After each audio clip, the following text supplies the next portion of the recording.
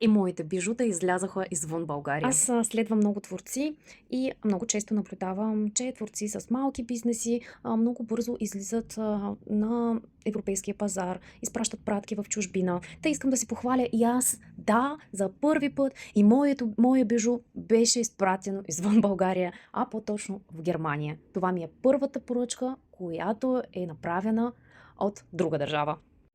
Нямаше как да не се похваля, нали ви е ясно? След една от публикациите ми в TikTok получавам съобщение от клиентка от Германия.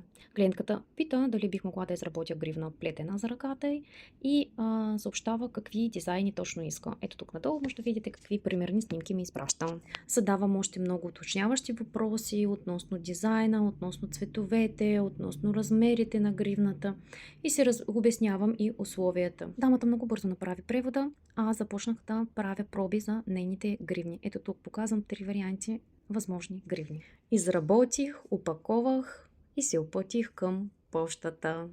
Милата ни българска поща бяха много любезни, опаковахме пратката прилежно и изпратихме. Всичко това се случваше на 13 март. И днес, на 21 март, дамата ми пише, че пратката е пристигнала още преди 3-4 дни, днес е разбаковала и много е доволна. А тук вече ви показвам как изглежда гривната.